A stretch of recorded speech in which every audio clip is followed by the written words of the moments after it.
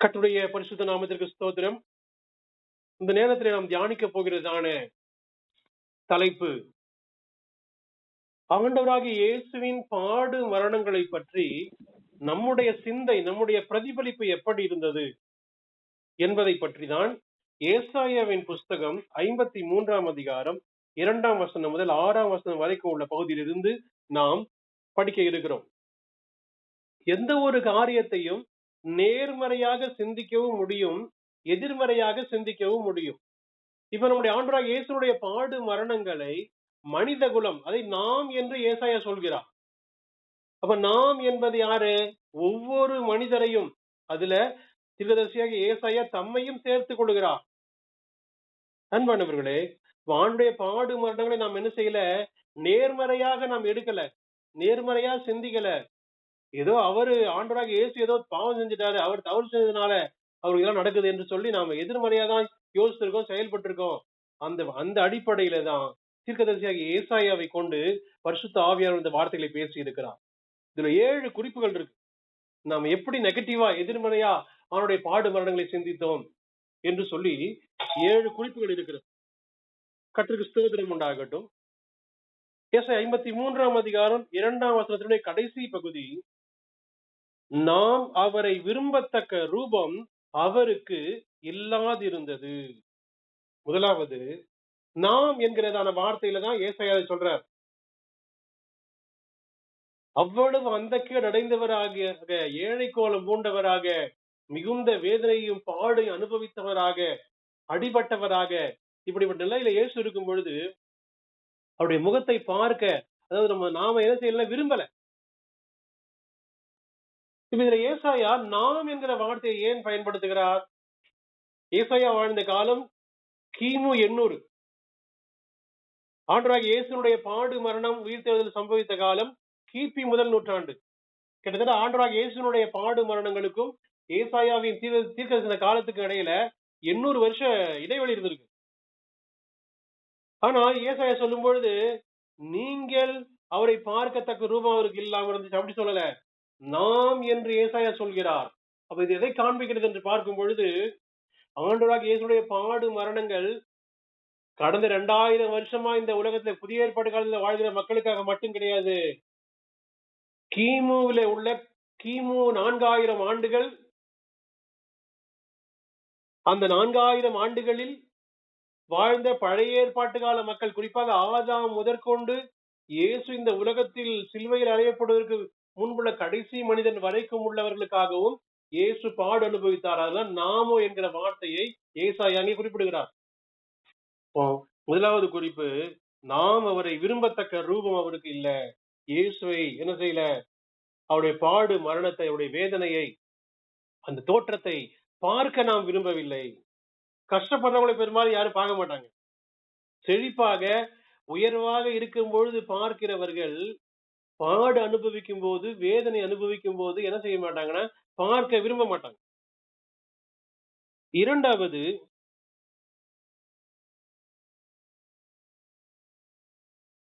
மூன்றாம் வசனம், அவரை விட்டு நம்முடைய முகங்களை மறைத்துக் கொண்டோம், அவர் அசட்டை பண்ணப்பட்டிருந்தார், அவரை எண்ணாமற் போனோம். இதுல இயேசுவை விட்டு நம்முடைய முகங்களை நாம் மறைத்துக் கொள்ளும். இரண்டாவது குறிப்பு, ஒரு விபத்து நடக்கும் பொழுது அங்க நடக்கிற அந்த அடிப்பட்ட மக்களை, அந்த காயங்களை, அதை பார்க்கும் பொழுது நம்மால சில நேரம் சகிக்க முடியாத முகத்தை திருப்பிக் கொள்கிறவங்க இருக்காங்க. சிலர் வெறுப்பினாலே முகத்தை மூடிக்கொள்கிறவங்க இருக்காங்க. அவனுடைய பாடு மரணத்தை கண்டு மனித குலம் வெறுப்பினாலே தன்னுடைய முகத்தை மறைத்துக் கொண்டது. பரலோகத்தின் தேவனாகிய பிதாவாகிய தேவனும் கூட அவர் தம்முடைய முகத்தை மறைத்துக் கொள்கிறார். அதனாலதான் ஆண்டவராகிய இயேசு சிலுவையிலே, என் தேவனே, என் தேவனே, என்னை கைவிட்டு என்று கூப்பிடுகிறார். அதை போல யாருக்காக ஆண்டவர் பாடு அனுபவித்தாரோ அவர்களும் தங்கள் முகங்களை மறைத்துக் கொண்டார்கள். மூன்றாவது, அவரை எண்ணாமற் போனோம். இயேசு கிறிஸ்துவினுடைய பாடு மரணத்தை பற்றிய சிந்தை மனித குலத்துக்கு இல்லவே இல்லை. இப்பொழுதும் கூட நாம் இந்த பாடு மரணம் சார்ந்த தியானங்களை நாம் மேற்கொள்வதற்கு, இதை நாம் வேதத்திலிருந்து நாம் படிப்பதற்கு என்ன காரணம்? அவருடைய பாடு மரணங்களை நாம் எண்ண வேண்டும். அவருடைய வேதனை, அவருடைய துக்கம் எல்லாம் எனக்காக தான், நமக்காக தான்.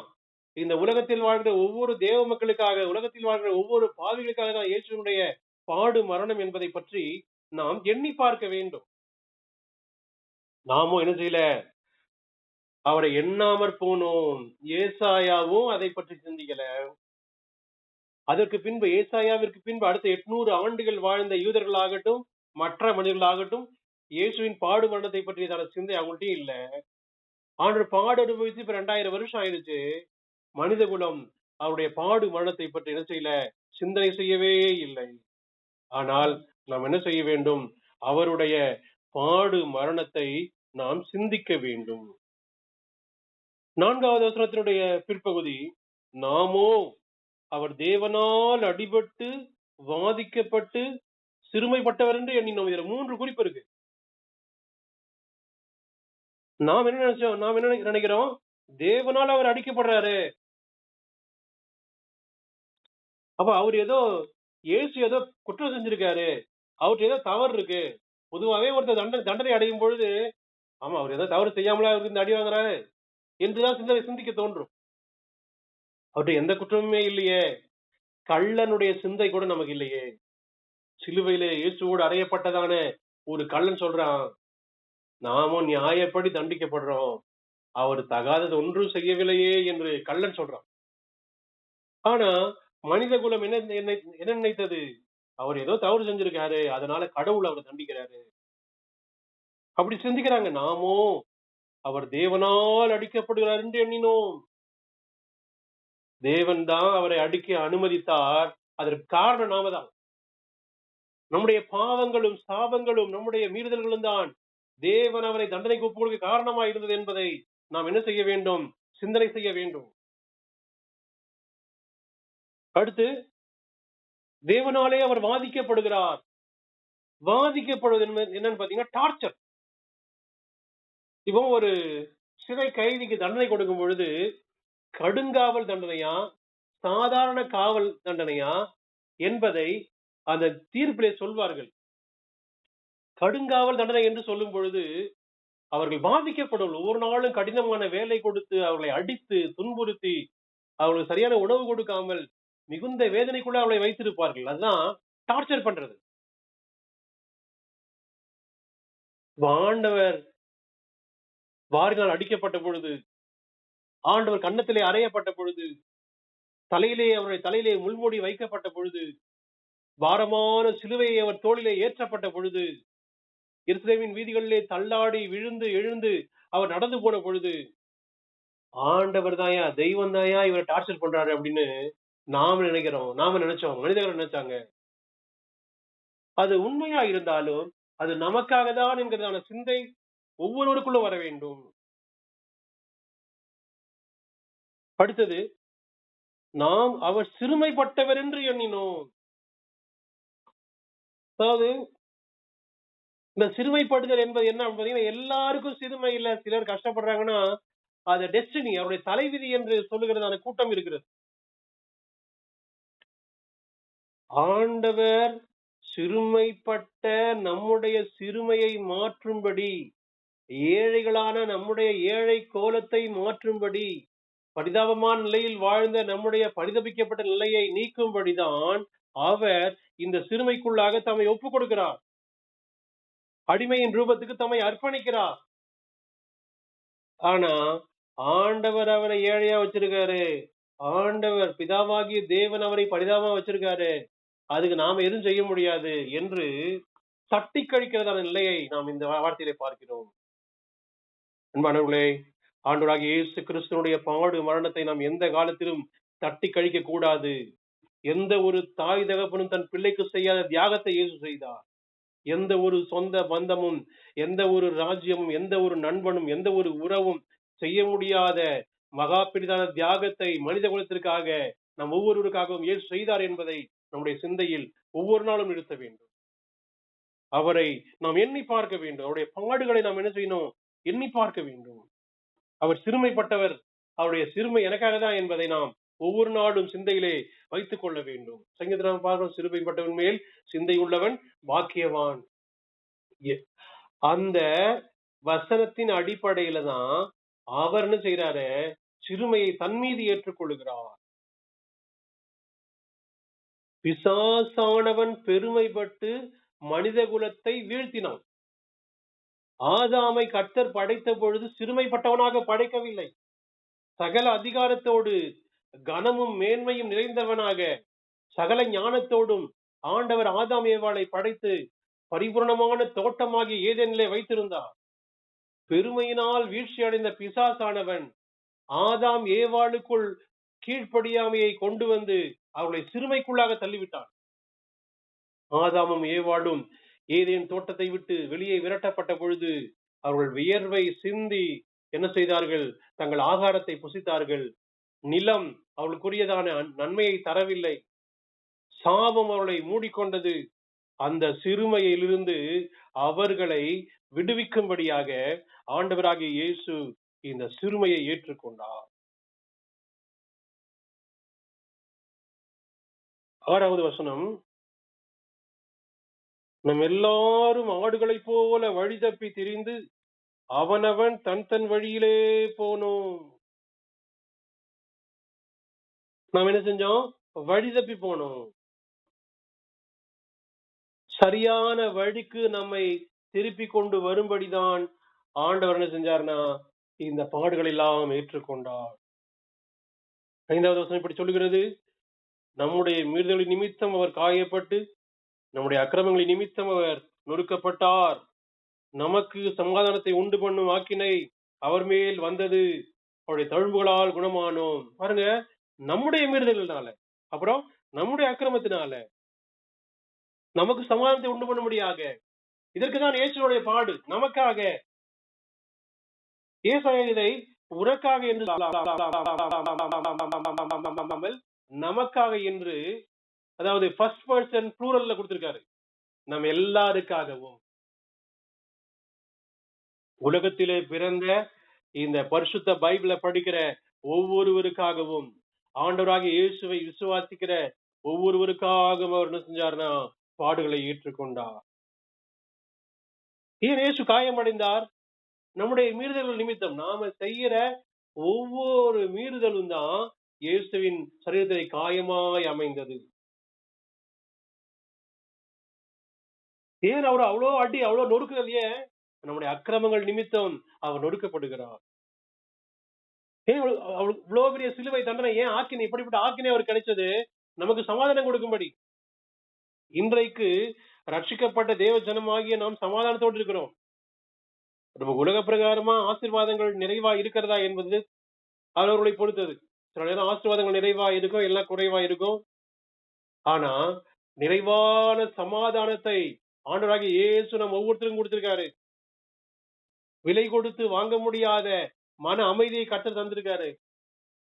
எங்க போனாலும் சமாதானம் கிடைக்க போறது இல்ல, இயேசுவை நம்பினாதான் சமாதானம். அப்போ இந்த சமாதானத்தை நமக்கு கொடுக்கும்படி, அதாவது நமக்கு சமாதானத்தை உண்டு பண்ணும் ஆக்கினை அவர் மேல் வந்தது. இப்ப பனிஷ்மெண்ட், சமாதானம் நமக்கு தரும்படியா அவருக்கு பனிஷ்மெண்ட் கிடைச்சிருச்சு. இது தேவன் அவர் கொடுத்த பனிஷ்மெண்ட் கிடையாது, நமக்காக அவர் தம்மையில் ஏற்றுக்கொண்ட தண்டனை. அந்த வார்த்தை கடைசி எப்படி முடிகிறது? அவருடைய தழும்புகளால் குணமாகிறோம். இன்றைக்கு நாம் ஒவ்வொரு நாளும் பெற்று அனுபவிக்கிற தெய்வீக சுகம், தெய்வீக விடுதலை, ஆவி ஆத்மா சரீரத்தில் நமக்கு கிடைக்கிறதான இந்த பெரிய ரிலீஃப் எப்படி கிடைச்சதுன்னா அவருடைய காயங்களால் நமக்கு கிடைத்தது. அவர் கைகளில் அடிக்கப்பட்ட ஆணி, அவருடைய கால்களில் அடிக்கப்பட்ட ஆணி, அவருடைய விழாவில் துளைக்கப்பட்ட ஈட்டி, அவருடைய தலையிலே குத்தப்பட்ட முள்கள், அவருடைய முதுகிலே கிழிக்கப்பட்டதான சாட்டை, இப்படிப்பட்ட எவ்வளவு காயங்கள் இருந்ததோ அந்த காயங்களின் தழும்புகள் தான் இன்றைக்கு நாம் விடுதலை பெற காரணமா இருக்கிறது. எத்தனை முறை வியாதியிலிருந்து கர்த்தர் நம்மை விடுவிச்சிருக்காரு, எத்தனை முறை பிசாசின் போராட்டங்களுக்கு கர்த்தர் நம்மை விடுவிச்சிருக்காரு. எப்படி தெரியுமா? அவருடைய காயங்களை காண்பித்து, அவருடைய தழும்புகளை காண்பித்து நம்மை ஆண்டவராகிய இயேசு விடுவித்திருக்கிறார். ஆடுகளை போல நம்ம வழி தப்பி திரிந்தாலும் கூட நம்மை மீண்டுமாய் பிரதான மெய்ப்பராகிய இயேசு அவர் என்ன செஞ்சார்னா நம்மை அவருடைய மந்தையிலே மீண்டுமாய் சேர்த்திருக்கிறார். 23ஆம் சங்கீதத்திலே நாம் படிக்கிற வண்ணமாய் அவர் நம்முடைய மெய்ப்பராக இருந்து நேர்த்தியான வழிகளிலே ஜீவ வழியிலே நடத்தும்படி அவருடைய வீட்டை நித்திய நாட்களாய் நாம் நிலைத்திருக்கும்படி காணாமற் போய் இருந்த வழி தப்பித்திருந்த நம்மை அவர் தம்முடைய வழியிலே கொண்டு வந்து சேர்த்தார். கர்த்தருக்கு ஸ்தோத்திரம் உண்டாகட்டும். அன்பானவர்களே, நாம எதிர்மறையாதான் அவனுடைய பாடலை சிந்திச்சோம். ஆனா அவைகள் நேர்மறையாய் நம்முடைய வாழ்வின் விடுதலைக்காக என்பதை நாம் என்ன செய்ய வேண்டும்? புரிந்து கொள்ள வேண்டும். இதை மற்றவர்களுக்கு நாம் புரிய வைக்க வேண்டும். இயேசு பாடு அனுபவிச்சாரு, அதை பார்த்து அனுதாபப்பட்ட பிரயோஜனம் கிடையாது. அந்த பாடு எனக்காக என்று நமக்கு அதை சொந்தமாக்கி கொள்ளும் பொழுது நமக்கு ஒரு பெரிய விடுதலை கிடைக்கிறது. அவருடைய காயங்கள், அவர் ரத்தம் தான் பாவ மன்னிப்பு. வெளிப்படுத்தல் 1 படிக்கிறோம் அல்லவா? ஆண்டவராகிய இயேசு கிறிஸ்துவின் ரத்தம் என்ன செய்யும்? சகல பாவங்களையும் நீக்கி நம்மை சுத்திகரிக்கும். இயேசுவின் ரத்தம் தான் பாவத்தை சுத்திகரிக்கிற ஒரே ரத்தம். உலகத்துல வேற எந்த ரத்தத்துக்கும் பாவ மன்னிக்கிற அதிகாரம் கிடையாது. பாவ மன்னிப்பு நிச்சயம், தெய்வீக சுகம், தெய்வீக சமாதானம், நித்தியத்தை பற்றிய நம்பிக்கை, விடுதலையான வாழ்க்கை, இப்படிப்பட்ட சகல ஆவிக்குரிய இம்மைக்குரிய ஆசீர்வாதங்களை கொடுக்கும்படி ஆண்டவர் அனுபவித்த பாடுகளை நாம் என்ன நினைச்சோம்? அது அவர் கொடுக்கப்பட்ட தண்டனையை நினைத்தோம். அந்த சிந்தை மாறி இதெல்லாம் எனக்காக இயேசு ஏற்றுக்கொண்டது என்கிறதான அந்த சிந்தையோடு அவருடைய தியாகத்தை, அவருடைய பாடு மரணத்தை சிந்தித்து அவரை நாம் மகிமைப்படுத்த, அவருக்காய் வாழ, அவருக்காய் பரிசுத்தமாய் இருக்க கர்த்தர் நம்ம ஒவ்வொருக்கு கிருபை தருவாராக. கர்த்தர் தாமே இந்த வார்த்தையால் நம்மை ஆசீர்வதிப்பாராக. ஆமென்.